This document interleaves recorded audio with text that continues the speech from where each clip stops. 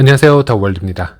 엊그제였죠. 코어팀이 팟캐스트에 출연해서 인터뷰한 영상을 제가 번역을 해서 채널에 올려드렸는데요. 여러분들 중에서 영상을 보시고 폐쇄형 기간에 대해서 잘못 오해를 하시는 분들이 좀 많으시구나 이런 생각이 들었었고, 이에 대해서 제 생각을 좀 짧게 전해드리도록 하겠습니다. 어제 올려드린 코어팀 인터뷰 번역본 영상에서 코어팀이 3년에서 5년이라는 기간을 언급한 부분이 있었습니다. 어떤 분들은 그건 앞으로 폐쇄형 메인넷의 기간이 앞으로 3년에서 5년 정도 더 지속될 것이라고 이렇게 오해를 하시는 분들이 있으셨고요. 제가 잠시 보여드리자면 여기 팟캐스트 진행자가 질문을 하는 부분이 있습니다. 원대한 비전을 이룩하는 것에 시간이 얼만큼 걸릴 거라 생각하시나요? 앞으로 10년? 20년? 아니면 그보다 더 가까울까요? 라는 질문이 있습니다. 여기서 그랜드 비전이라는 표현을 하면서 이 원대한 비전에 도달하기 위해서는 얼마만큼의 시간이 필요하냐 이 질문이 나오는데요. 파이코어팀 청디아오는 그것에 대해서 지금 여기에 대해서 말하기는 어렵다. 이것이 3년이 될지 5년이 될지 이런 식으로 얘기를 합니다. 이것은 인클로스 메인넷에 대한 시기나 오픈 메인넷에 대한 시기를 얘기하는 것이 아니고요. 이 청디아오가 바로 전 대화에서 언급을 하는 것처럼 파이 커뮤니티의 교육을 해왔던, 즉 하루아침에 만들어지지 않을 유틸리티 베이스의 생태계에 대해서 얘기를 하는 것이라 할 수 있겠습니다. 이것도 청디아오가 3년이나 5년을 얘기하기 앞서서 이미 I think it's hard to say 라고 먼저 얘기를 합니다. 즉 코어팀도 이것이 2년이 될지 5년이 될지 4년이 될지 아무나 더 빨리 될지 느리게 될지 아무도 모른다라는 얘기가 되겠죠. 당연한 거죠. 결국 여러 외부적인 환경에 의해서 좌지우지되는 것이 아주 많기 때문입니다. 크립토 시장이 전반적으로 규제가 확립이 되어야 되는 부분도 있고 커뮤니티가 성숙이 되어야 되는 부분도 있기 때문에 그냥 추상적인 질문에 추상적인 대답 정도이다 이렇게 생각을 하시면 되겠습니다. 그리고 우리가 보통 장기 프로젝트라고 함에 있어서 3년, 5년, 7년 이런 얘기를 하다 보면 이 프로젝트가 너무 길어질 것 같은 느낌과 내가 그동안 파이콘으로 아무것도 하지 못하고 어떻게 이 시간을 기다릴 수 있을까 이런 생각을 하실 수 있다고 생각을 합니다. 그런데 메인넷이 있고 생태계가 있는 코인의 장기 플랜이라는 것은 그렇게 기다림에 지치기만 하는 생태계는 아니다.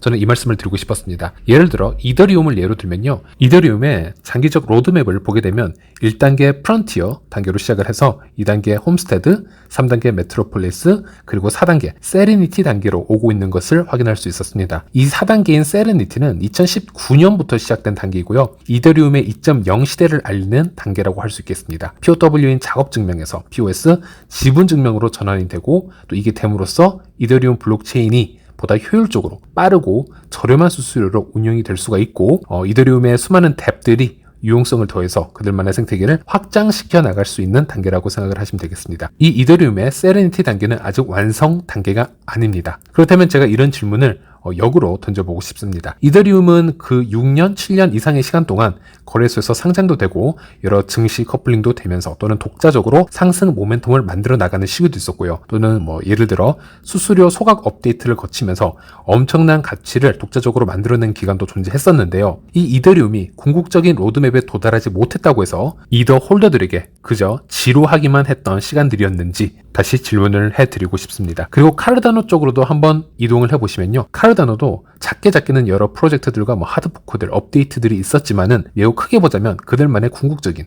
로드맵이 있습니다. 카르다노도 2015년에 프로젝트는 출시가 되었지만은 이 첫 번째 바이론 시대로 진입한 것은 2년 후인 2017년에 가능했었고요. 현재는 여러 업데이트와 포크를 시켜나가면서 고겐에서 현재는 마쇼 단계로 진입하였습니다. 그리고 카르다노도 최종적으로는 카르다노에 막대한 영향을 지금 미치고 있는 IOHK의 기업의 영향을 떠나서 카르다노 커뮤니티로 의해서 운영이 될 수 있는 탈중앙화를 꿈꾸는 시기가 있는데요. 그게 바로 볼테르 단계라고 할 수 있는데 아직 이곳으로는 진입을 하지 못했습니다. 카르다노의 찰스 호스킨슨에게 카르다노의 궁극적인 비전을 묻는 답변이 온다면 당연히 이 개발자도 현재 상태가 아닌 이 볼테르 단계를 얘기할 것이라고 저는 생각을 합니다. 그리고 이 긴 시간 동안 카르다노의 에이다 홀더들은 정말 아무것도 하지 않고 지루하게 기다리기만 했을까? 그리고 앞으로 기다리기만 할까라는 질문에는 저는 절대 그렇지 않다라고 말씀을 드리고 싶습니다. 파이 네트워크도 거의 똑같습니다. 앞으로 오픈 메인넷 또는 스마트 컨트랙트 업데이트도 있을 것이고요. 수수료를 좀 조정하는 업데이트도 가능해질 것이고요. 레이어 2 솔루션도 들어올 것이고, 아니면 사이드 체인이 나올 수도 있을 것이고,